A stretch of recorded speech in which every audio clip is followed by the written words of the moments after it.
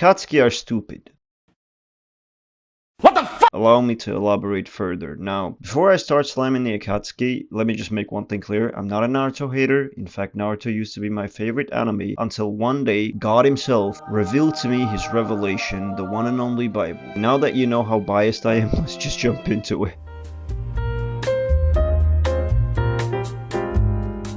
Chapter 139. Right after Sarutobi's death, Itachi and Kisame pull up at Konoha. As they are observing the state of Konoha, Kisame notices something in Itachi. He's like, looks like you're still attached to this place, eh? And Itachi replies, not at all. Being able to see these subtle shifts of attitude in someone, or like facial expressions, gives me the idea that Kisame knows Itachi very well. Then they get into Konoha. It never crosses Kisame's mind that they are in the enemy's territory and that they should be more low-key. Now, they walk in like they own the place. They go to a coffee shop, they sip in tea as if they're trying to get noticed, and noticed they do get.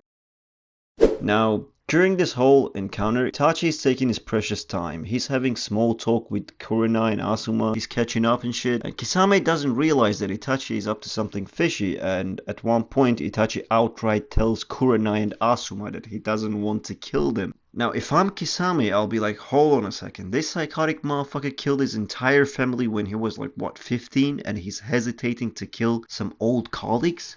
Yeah, that makes perfect sense. Because of all this talking and catching up, backup arrives and Itachi uses Tsukuyomi and now he has a excuse to retreat. So they retreat. At this point, Itachi's objective is completed, right? He wanted to send a message to Danzo and making presence gets that message across. But unlucky him, because Naruto is leaving Konoha with Jiraiya and Kisame and Itachi noticed that. A perfect opportunity for the Akatsuki. However, Kisame is glazing Jiraiya so much, he's shivering at the thought of fighting Jiraiya. But here's the thing, right? Here's the thing. They know what Sanins are capable of. I mean, the Akatsuki. We learn that Orochimaru was a member of the Akatsuki at some point and that he tried to fight Itachi but lost. We even learned in Shippuden how Itachi folded Orochimaru in half a second, right? And 2 days ago, that same Orochimaru killed the Hokage, the strongest Kage of the 5 nations. This should not be a difficulty. In fact, catching that old lady's cat from the 3rd episode should be a harder mission than retrieving the 9 tails. Anyways, Itachi puts an escort lady in genjutsu in order to separate Jiraiya from Naruto, but Jiraiya smells through their trick and pulls up right in front of the hotel room, trying to run the ones with Kisame and Itachi, right? Itachi turns around and uses Tsukuyomi on a genin kid just to make another excuse to run away. Even if he's a psychotic motherfucker, he's standing next to a Sanin. He needs that precious chakra to fight. If you have 2 brain cells, I mean Kisame, you can see that. But Kisame, I don't know. Kisame, he's just a stupid fish. He can't remember past 10 seconds. What can I say?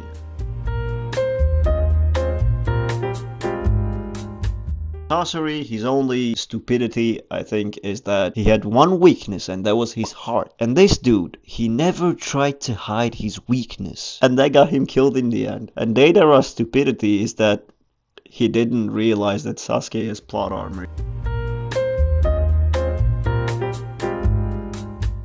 Let me just start off by saying that this guy had Rinnegan, Madara's Rinnegan, and beneath that Rinnegan was laying a Sharingan.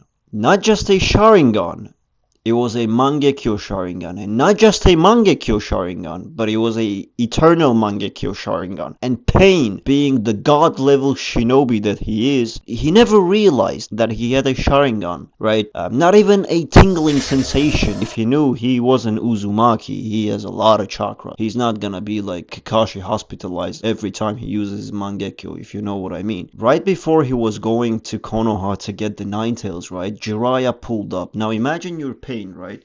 You're sitting there up on your rainy throne, just chilling, listening to Rainy Day by Timanyo. Amazing song, by the way, if you haven't listened to it. And I feel like it suits Pain well too. So yeah, you're sitting there chilling, listening to music and shit.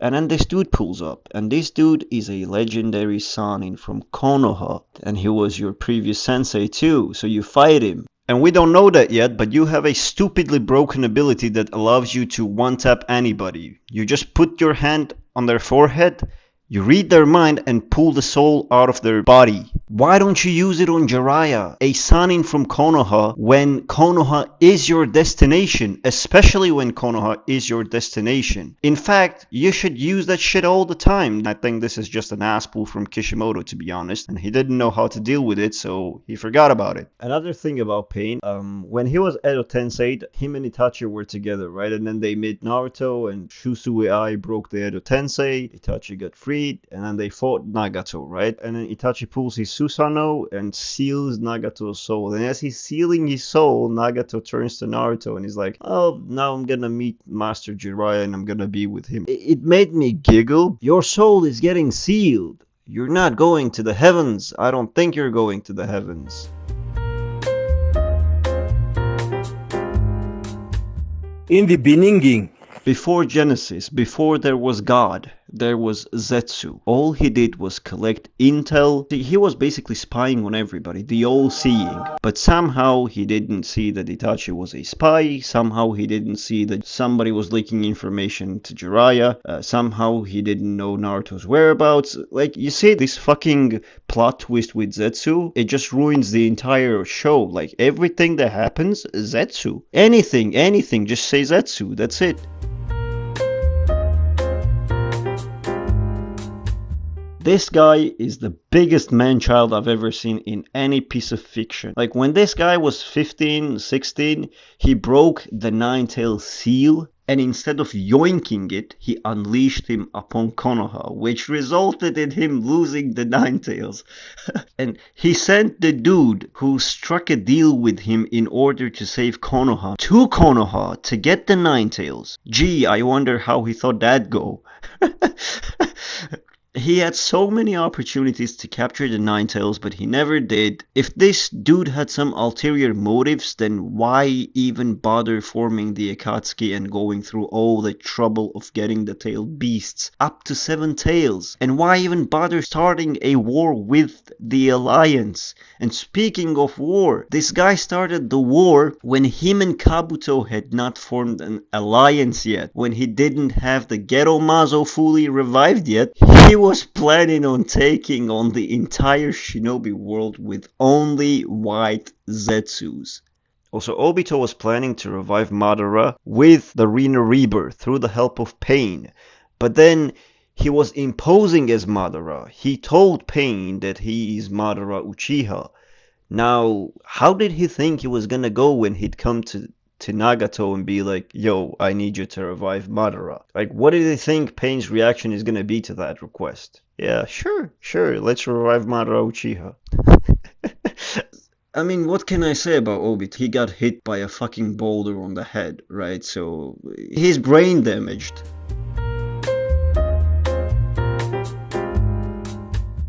Madara, he groomed a brain-damaged kid to do his bidding and trusted him with his life. That they didn't even revive you the way you wanted them to revive you. And Madara's plan is stupid. What was he planning with the eternal Tsukuyomi? Like, put everybody to sleep and then just end the human race? I guess his thought process was like, yeah, at least we're getting out of depression with this one, yeah. He wasn't onto anything. He was against war. He wants a peaceful world, right? He's fighting against something, but in return, he's kind of contributing to the thing that he's trying to oppose. That doesn't work like that. That's essentially what Madara did. He tried to stop the war by starting the biggest fucking war in the shinobi world. Oh, that's stupid! Really stupid. Thank you for watching.